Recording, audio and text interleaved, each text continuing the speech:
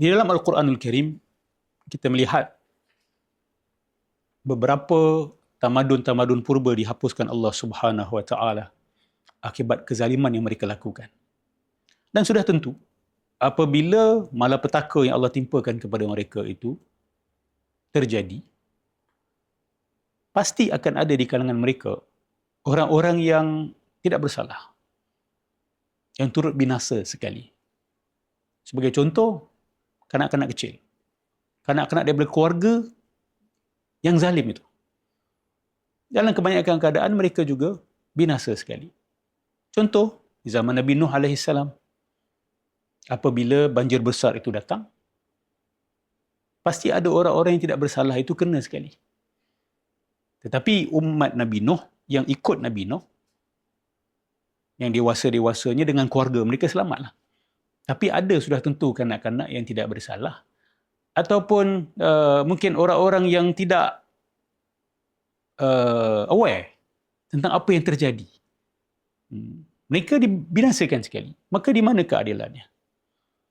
Soalan ini pernah ditanyakan oleh Sayyidatina Aisyah sendiri, isteri Rasulullah sallallahu alaihi wasallam.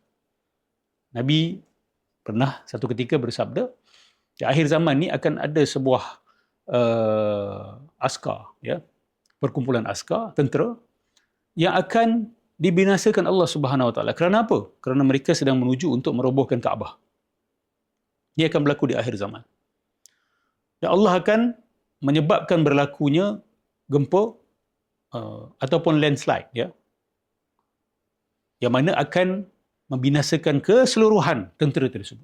Sayyidatina Aisyah bertanya, "Ya Rasulullah, tapi ada di kalangan mereka orang yang mungkin peniaga, kan? Dia hanya mengikut kumpulan tentera itu sebab dia ada niat untuk berniaga sahaja. Dia tidak tahu pun cerita.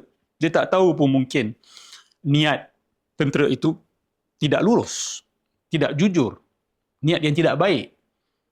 Dia tak tahu pun." Berapa ramai di kalangan manusia dalam dunia hari ini, mereka bekerjasama dengan perkumpulan tentera tertentu ataupun tentera-tentera daripada negara-negara tertentu, dalam keadaan mereka tak tahu pun agenda negara tersebut. Menyerang negara A, menyerang negara B. Dia beranggapan bahawa negara ini adalah negara yang adil, jadi serangan-serangan mereka ini pasti ada tujuan yang adil di sebaliknya. Dia beranggapan begitu. Ramai saja manusia yang seperti itu. Maka Sayyidatina Aisyah bertanya soalan tu.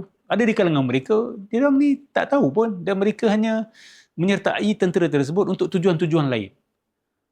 Maka bagaimanakah itu dianggap sebagai satu keadilan? Maka Nabi SAW menjawab.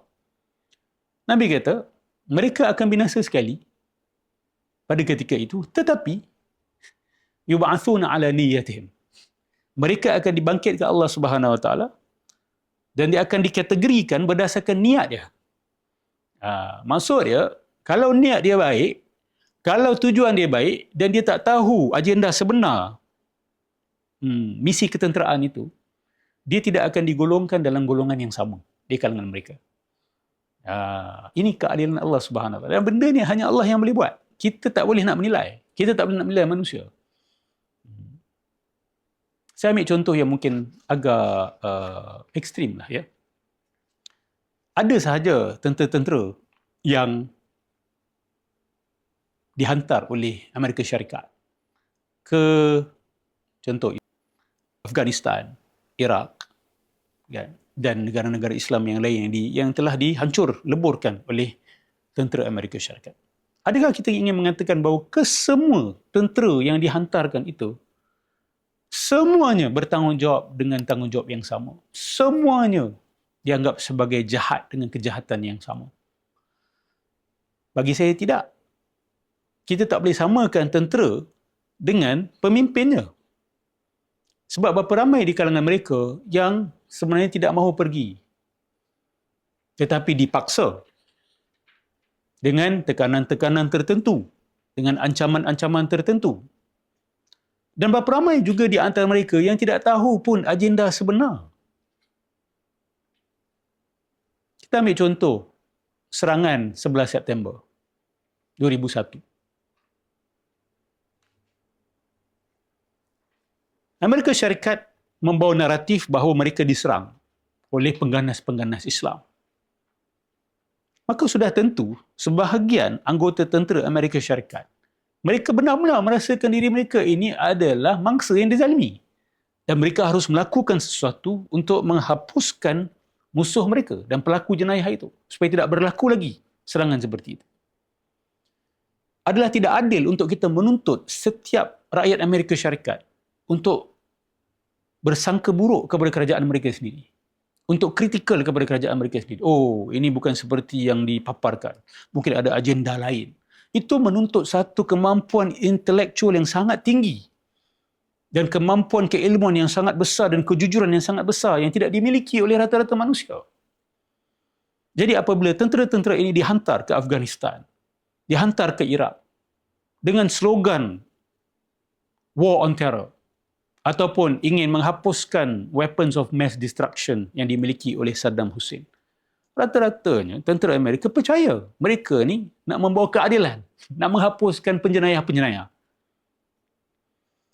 Maka kita tak boleh klasifikasikan mereka sama dengan pemimpin-pemimpin mereka yang berbohong, yang mereka tahu agenda sebenar bukan itu, tetapi adalah untuk manfaat Israel, untuk pembinaan the Greater Israel sebagai contoh.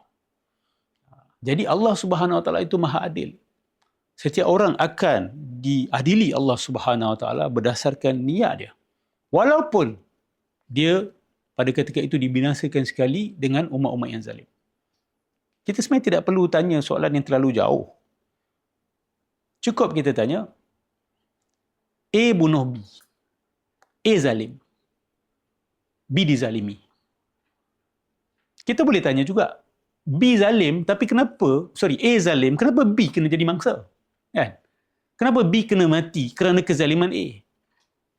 Itulah undang-undangnya. Untuk sesuatu kezaliman berlaku, dia mesti ada mangsa. Dia mesti ada yang dizalimi. Jadi bila B dibunuh, B tak boleh kata, ya Allah, kenapa aku jadi mangsa dia? Untuk kezaliman berlaku, mesti ada mangsa. Samalah juga, bagi sesebuah masyarakat itu melakukan kezaliman, sudah tentu akan ada di sekelilingnya manusia-manusia lain. Dan manusia-manusia lain ini akan dikira berdasarkan pertanggungjawabannya masing-masing. Kalau dia tahu kezaliman itu dan dia tidak tegur, dia dikira sebagai complicit. Dan dia juga berhak dibinasakan Allah. Tapi kalau dia tak tahu dan dia ada di sekeliling mereka, sudah tentu dia akan kena tempiasnya. Tapi di akhirat nanti, dia akan diadili Allah Subhanahu Wa Taala berdasarkan niatnya. Dan di situ adalah keadilan Allah Subhanahu Wa Taala. Dan satu perkara lagi, kita semua akan mati akhirnya. Kan? Kita semua akan mati. Tak kira apa cara sekalipun kita akan mati. Kematian itu sendiri bukan satu kezaliman daripada Allah Subhanahu Wa Taala. Okey, jadi fikir-fikirkan. Wallahu a'lam. Sahabat-sahabat sekalian, memandangkan saluran ini adalah saluran yang baru, maka saya meminta dan memohon daripada sahabat-sahabat sekalian untuk menyokong dengan subscribe, like dan juga share, kongsikan kepada orang-orang lain, kepada keluarga masing-masing, kepada kawan masing-masing, supaya manfaat ini lebih meluas. Terima kasih.